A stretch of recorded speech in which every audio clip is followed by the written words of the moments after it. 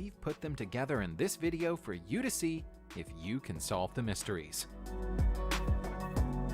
In January 2017, a mystery that had endured for more than 200 years may finally have been solved, but experts still aren't sure. The mystery revolves around this bizarre ancient Roman object that was discovered in the ruins of the Villa di Paperi during the 1760s, which was destroyed by the volcanic eruption of Mount Vesuvius in the year 79. It's notable for its resemblance to a pork chop, and it wasn't until academics printed a 3D copy of the object for closer inspection that they believed they might have uncovered its real purpose. Now, they think it might have been a pocket sundial. They think it would have been hung from a string, allowing the longer end of the object to cast a shadow across the grid carved upon its face. The vertical lines represent the current month, and the horizontal lines represent the time of day. Using this crude system, the owner would have known roughly how many hours of sunlight they had left. There's still one question though. If the Romans had pocket sundials, why have we never found another one? The people who live on the mainland of Sweden will warn you not to visit the island of Blå Jungfrun. They'll tell you that it's cursed and that it used to be home to witches. Perhaps they have a point. A brave team of archaeologists who've ignored the warnings and investigated the island's caves have found evidence of strange rituals dating back 9,000 years, and also an ancient labyrinth built for unclear purposes. The caves are of particular interest. There's a stone altar inside one of them, and what appears to be a theater stage in another. Both are curious features for the Mesolithic Stone Age. In the same cave as the stage, hammer stones have been discovered.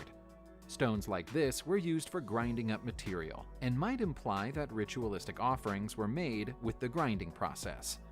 The experts are, however, less convinced by the Swedish legend that a race of giants created the enormous Jättergrytor caverns on the island's shoreline. So strong is the superstitious belief about the island that none of the stones that make up the giant labyrinth have ever been stolen. Moving them is said to release a curse, and nobody's ever wanted to take that chance. So much speculation has built up around the contents of Vault B of the Padmanabhaswamy Temple in Kerala, India, that it's almost become a legend.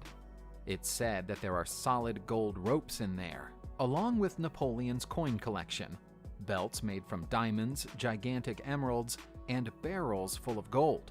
The only issue is that the doors of the vault can only be opened by an incantation, and nobody knows what the chant is. The origins of the temple, which is dedicated to Vishnu, are shrouded in mystery. It's referenced in Tamil writing from the 6th century, but is thought to have been considered old even back then. Vault B is the only one of the temple's 6 vaults that has never been opened. All of the other 5 contained treasures, but the richest of them are believed to be in this 6th vault. The giant cobras carved onto its doors are said to represent an ancient curse. Indeed, an expedition in 1931 gave up on their attempt to open the doors when they were suddenly attacked by a number of cobras who emerged from either below or behind the doors.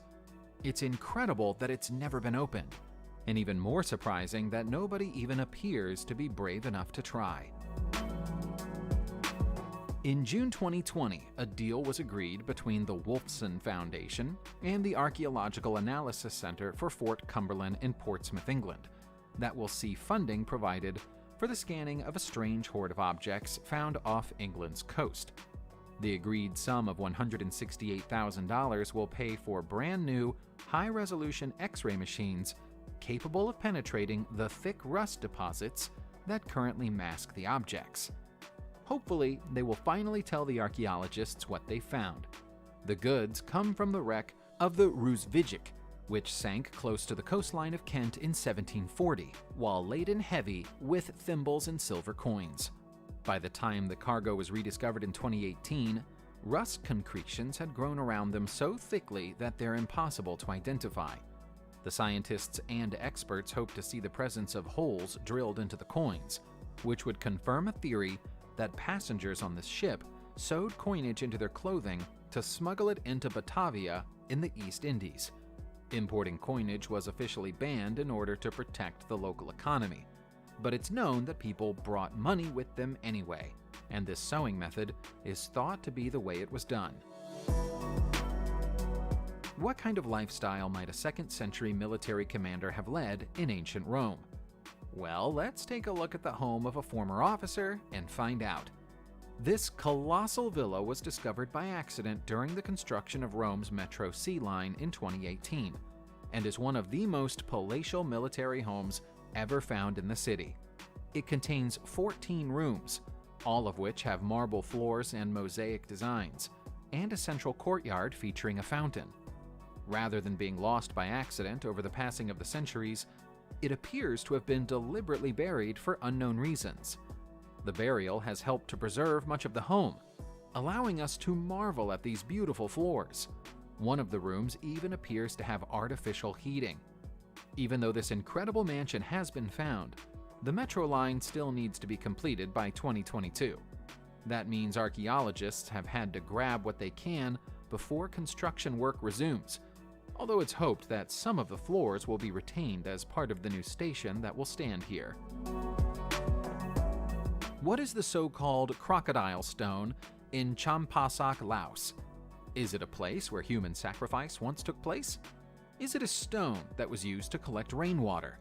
Or is it possible that sometimes a strangely shaped stone is just a strangely shaped stone? You'll find the stone amid the ruins of the ancient temple of Wat Phu. It gets its name from the fact it vaguely resembles a crocodile, but it could just as easily be an interpretation of the human form. The temple itself dates back to around the 12th century, but the stone appears to be old. This game, you're not ready for it. Older, perhaps standing in place since the 5th century. That would be consistent with the time of the Chenla Empire, who ruled Laos, and whose leaders are known to have practiced human sacrifice. Whether they specifically practiced it upon this stone or not is unknown, and it's never likely to be known. What can be said of it is that nothing that looks like the crocodile stone exists anywhere else in either Laos or Cambodia, and so it must have been designed for a particular and unique purpose. Any of the Mayan ruins dotted across Central America could be described as mysterious, but we'll reserve special mention for the Coelho ruins in the Orange Walk region of Belize. The site remained undiscovered until Normand Hammond found it in 1975 and spent the next 5 years excavating it. By the time he'd finished, he'd turned the world of Mayan research on its head. His radiocarbon dating of the site suggested that it was built over 4,500 years ago. That would make it the oldest known Mayan site on the continent, and his research was challenged by historians and academics who insisted it couldn't possibly be true. This isn't one of the grandest Mayan sites. Rather than being full of palaces and temples, it's a place where maize croppers lived in their humble thatched homes, hunting white-tailed deer for food and living with their pet dogs. The burial traditions at the site appear to differ wildly from other Mayan sites too. Archaeologists were especially delighted by the discovery of a buried teenage girl who appeared to have been decapitated and then buried with her head placed on her chest, next to 2 bulls. Coelho is the place that makes Mayan experts feel uneasy. You might expect to find camels in the middle of the desert in Saudi Arabia, but you might be more surprised to find giant stone carvings of camels in the same place. They're easy to see on the sides of these cliffs, and yet somehow they remained undiscovered in the Al Jauf province of the country until 2016. It's thought that shifting sand dunes may have hidden them for many years, and also might have protected them from the worst effects of erosion. As they're carved into sandstone, they might otherwise have worn away completely by now. It's thought that the carvings are around 2,000 years old. Aside from camels, there are also easily identifiable carvings of horses and donkeys on the stone, all of which have been drawn with accuracy and skill. What's strange about this site is that there's no evidence that a settlement has ever existed here, So the carvings appear to have been made in the middle of nowhere by unknown people who didn't even leave any tools behind to help us work out how they went about the task. Old Donggala might sound like the place your Wi-Fi dongle might go when it dies, but it's actually a ghost town in the northern state of Sudan, standing on the eastern bank of the Nile River. It's unoccupied now, save for an archaeological mission that started in 1964. But between the 4th and 14th centuries, this city was the capital of the Nubian kingdom of Makuria. The modern city that replaced it is around 50 miles away, founded by people who abandoned the old town in mysterious circumstances in the 14th century. There's no sign of conflict in the ruins of the city, and it isn't thought that it was ever flooded by the Nile. So why the occupants of that era chose to leave it is a riddle without a solution. The original exodus appears to have taken place before the 14th century, according to writings in the Book of Knowledge. By the year 1348, the native people had already left the town, and it had been resettled by Genoese merchants. There's no apparent reason why they'd have left the area either. So that's two different sets of citizens who upped and left without leaving a note of explanation.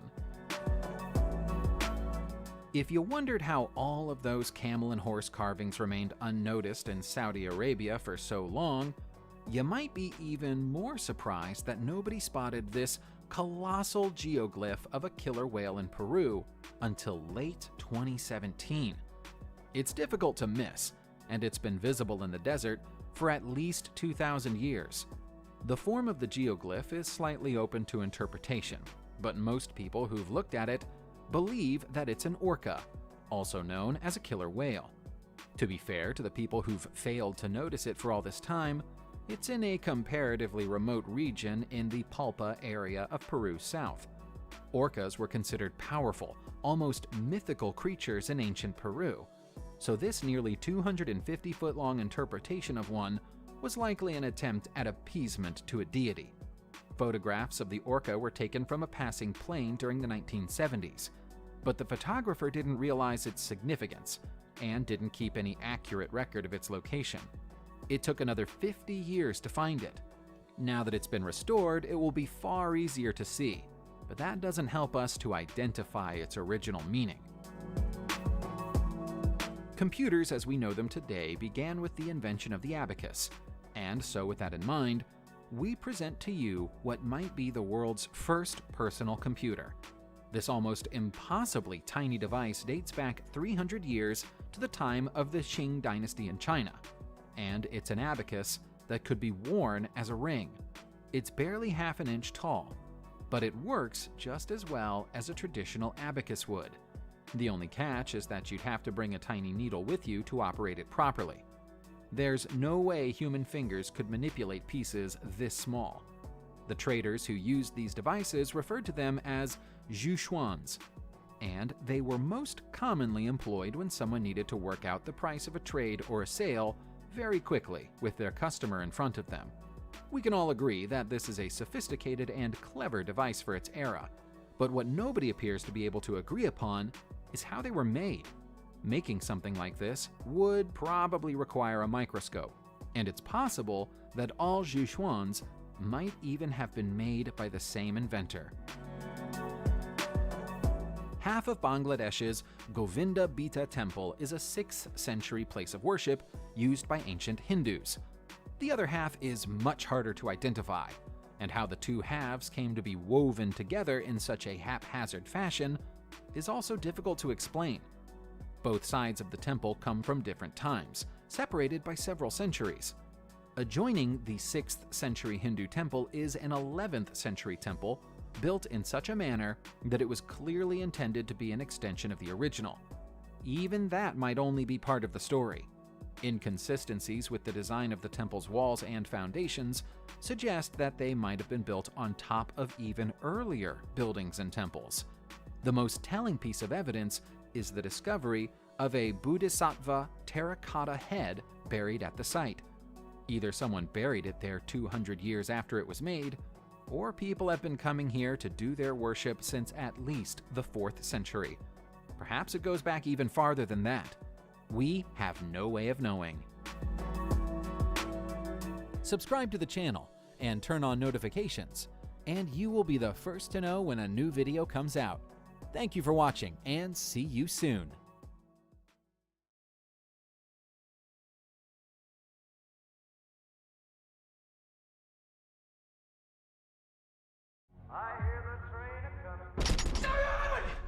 It's gotta be an inside job. Not good enough. As requested, another brand new year. We need to understand resourcefulness very Get in the truck next time, you fuck.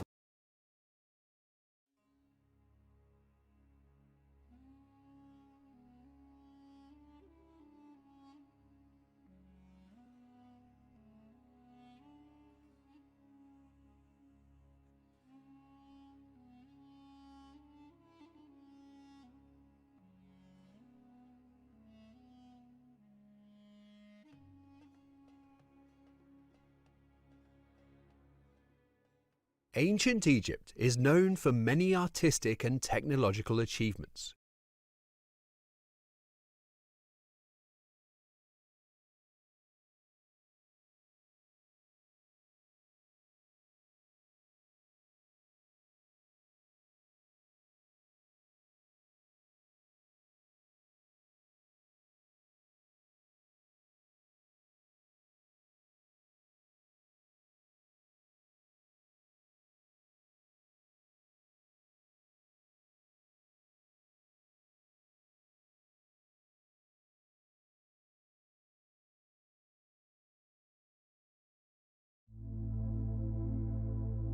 The God of this world has a major influence on the ideals and even the opinions of people. He has a big influence on the hopes and views of people, and it's in a deceptive way that he does this. Here's a trick that the devil uses. He's out desensitizing people from sin, and here's what I mean. If you're sensitive to sin, you will be quick to react and get away from it. But if sin has become your norm and you no longer see sin as sin, then you begin to tolerate it. You begin to accept it and compromise. A different example is if you look at someone who has a fear of dogs. Most of the time, they don't grow up around dogs, and so they have this fear about how dogs should act around them and the mannerisms of different dogs. But given enough time around dogs, there'll come a stage where that fear of animals goes because they are used to seeing the animals. They're used to the dog's behavior. And so what the devil does is that the devil puts sin in front of you so often and so frequently that it goes from being sin to being the norm. You look at a billboard while driving and there's a beautiful woman half-dressed advertising something. You're on the checkout aisle at a grocery store and quickly look at a magazine cover and there's another beautiful woman who's half-dressed. You're in your car and the radio is playing a love song talking about making love to a woman. You get home, you watch a movie, and there are parts in that movie where there's a beautiful woman half-dressed once again. And you see what this does to men is it fosters and nurtures and brews the spirit of lust. Your mind is filled with unclean thoughts because uncleanliness is everywhere. This is what the God of this world has done. And for women, this teaches little girls that this is what the world wants. This is what the world celebrates. You're not beautiful until you look like this and men look at you like that. This is what the God of this world has done. The God of this world is after your mind. If it isn't sexual promiscuity that's being advertised, it's something related to gambling. If it isn't gambling, it's something related to alcohol or some substance abuse. The God of this world is after your mind. If he can get you to put your own image above the image of God, if he can get you to love pleasure,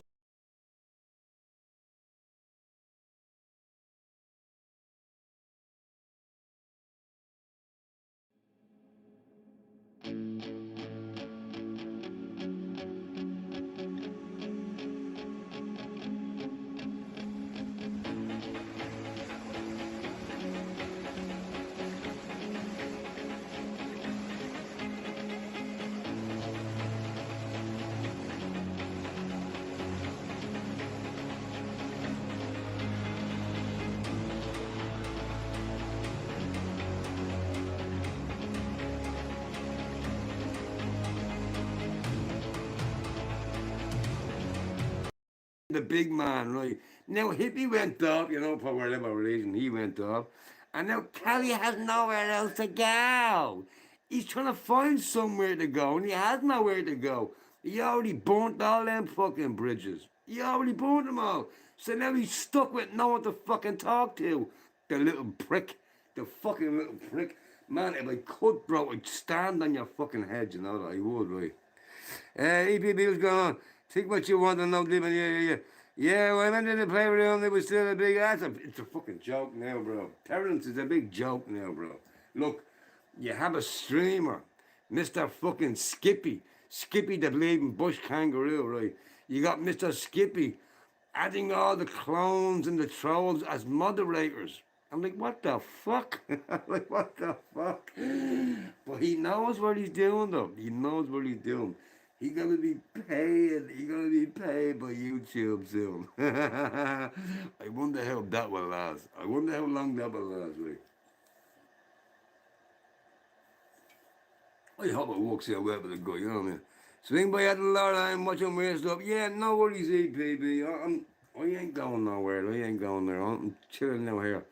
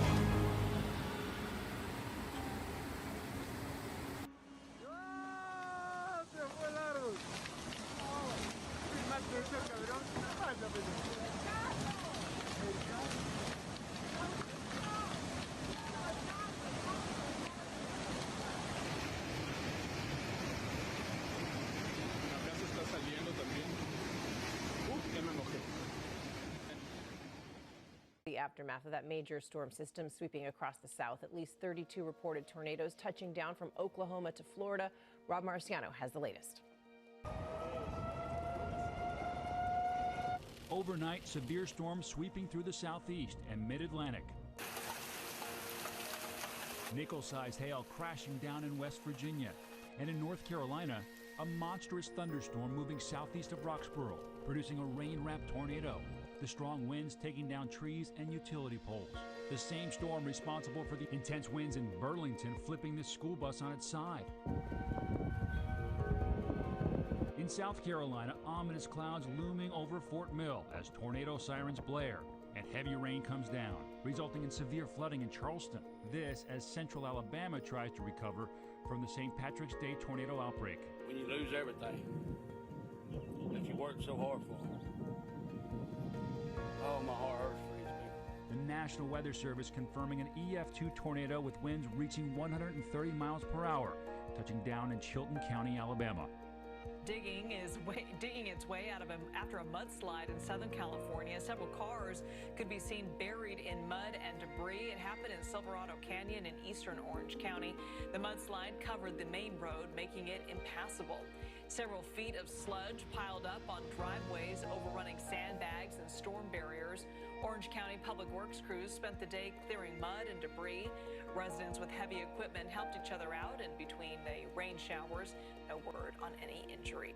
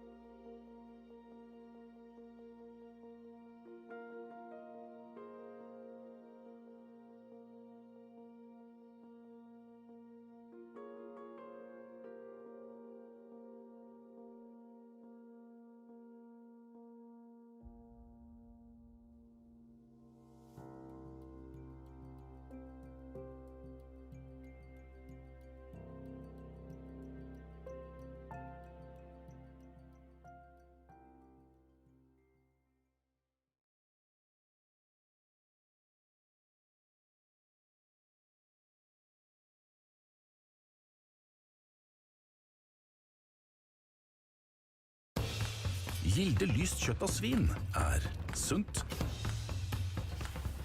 variert, innmari godt og selvfølgelig norsk. Prøv lyst kjøtt fra den norske bonden.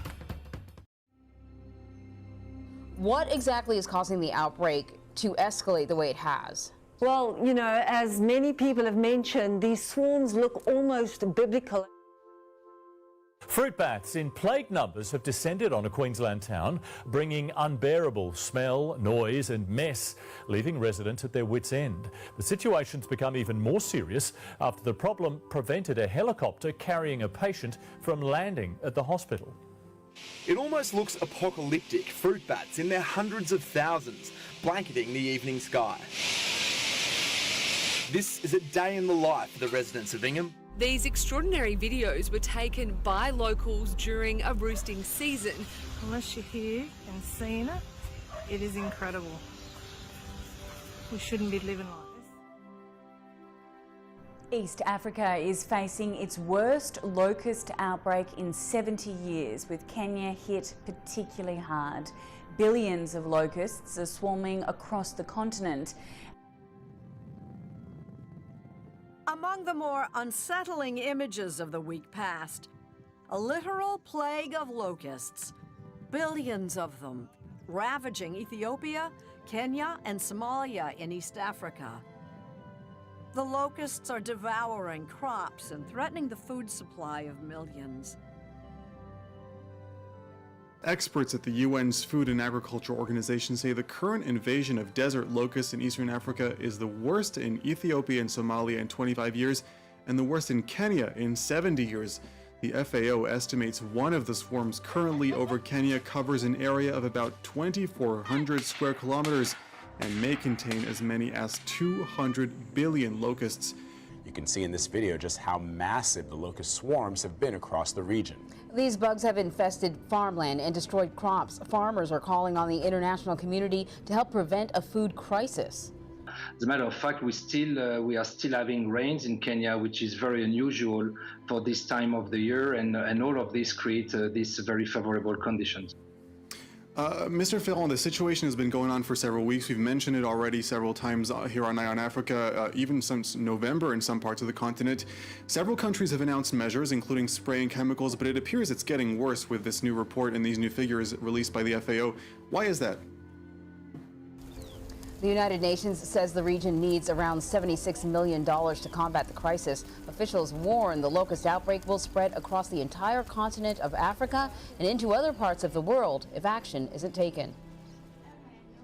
This is a very rare phenomena, but once it does occur, it becomes extremely threatening to food securities, livelihoods, pastures, and of course, with pastures, if herders have to move animals into new areas, that this can be sources of conflict. And just to give you a sense of how big these swarms are, one was spotted in a part of Kenya that contained about 200 billion of these creatures, and in the sky it occupied a space 3 times the size of New York City.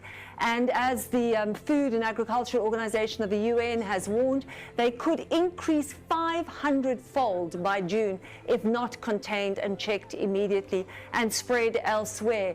Now, part of the problem is that these locusts are very difficult to track. They move very quickly, but they're not just a scary invasion.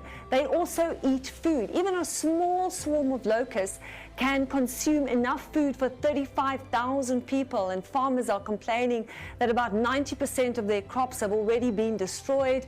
The locusts are now moving towards Uganda and towards South Sudan. South Sudan already under terrible, terrible strain from food insecurity. And if you consider that over 20 million people in East Africa are already facing food shortages due to periodic drought and flooding, you have a very serious problem when locusts start eating their only source of food. By April, it's too late because you've then already created this problem. If they get the money soon, then they can start the spraying, because the idea is to get the locusts while they're still young and hopping and before that population booms.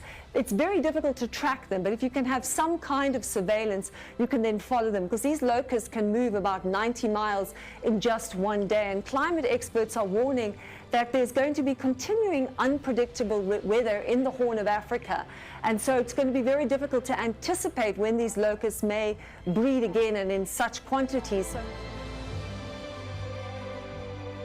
The noise is deafening, the stench worse, but locals are powerless to get rid of them unless they break the law. This is like from a horror movie. And it was like a bat tornado over the town. That's how bad it was. It just seems to me that every bat in Australia is now in Ingham. It's a town under siege, overrun by bats that outnumber the population by hundreds of thousands. It just stinks. It stinks. Infiltrating every corner of the town and putting lives at risk. It's mid-morning in Ingham in North Queensland, and in the centre of the normally quiet town, there's a cacophony of screeches. The problem that we're having is that we're seemingly being influxed by more and more animals, and the roost cannot handle it. The botanical gardens are overrun with bats. Every inch of every branch is covered with them. Mayor Raymond Jayo says they've now reached biblical plague proportions. It's a nightmare.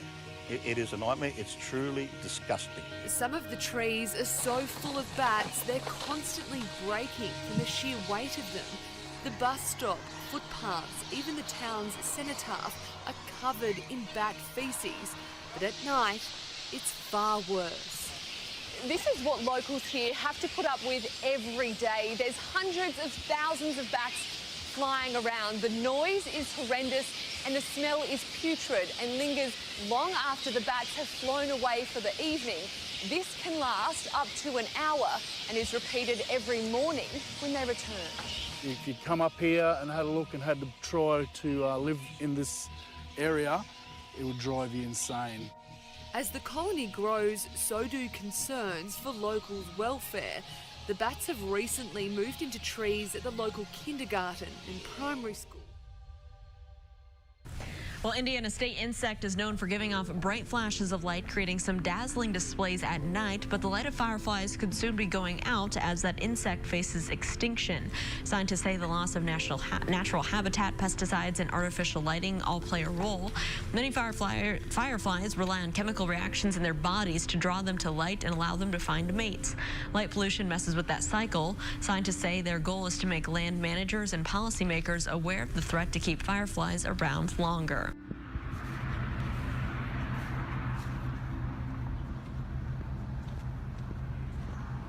These are all dead birds.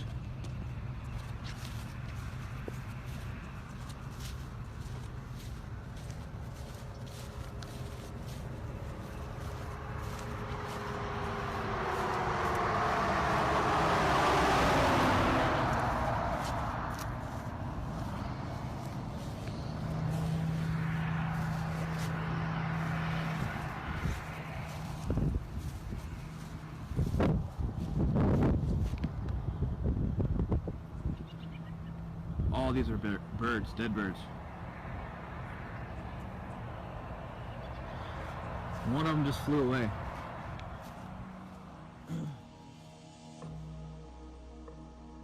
Instead of watching them fly in the sky, some people living in this Lee County community of Matlacha Isles say these dead birds are showing up on their lawns and streets.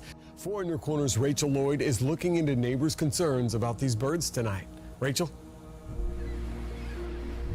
Now, this is just one remaining bird from a cluster of dead birds people found this morning. It's unclear who or what removed the others, but people living here just want to know how they wound up dead in the first place.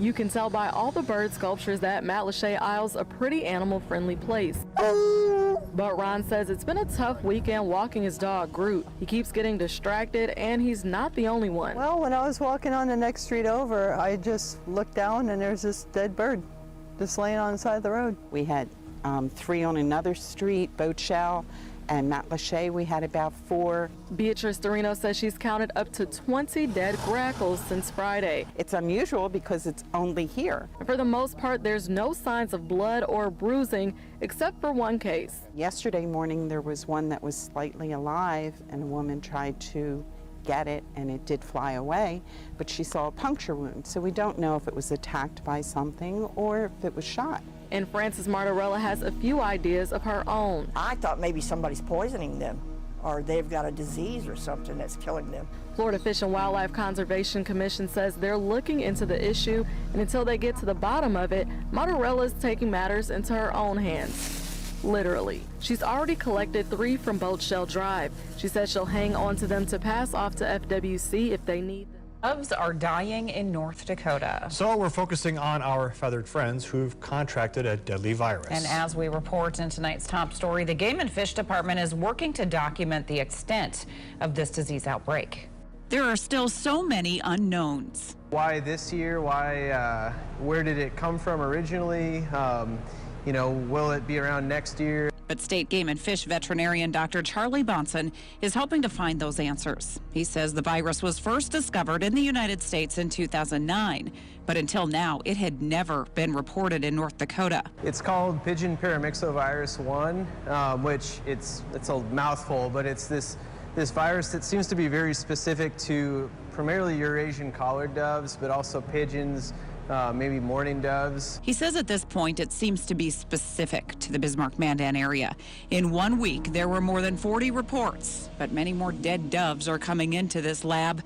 2 more just today. The first report was from some just concerned backyard bird watchers. You know, they noticed a number of Eurasian collared doves that were fine one day and dead or near dead the next day. They'll usually have a full crop. They just ate a bunch of food. They've got good fat stores on them, so it's really a very fast, acute disease. And as the Game and Fish continues to look for answers, like why the flare-up and why now, Some alarming news today for millions who live along the Great Lakes. The Army Corps of Engineers says 3 of the 5 lakes, Michigan, Huron, and Superior, broke January records for water levels. And as Dean Reynolds reports, all that water is now forcing many with waterfront property into a battle to save their homes.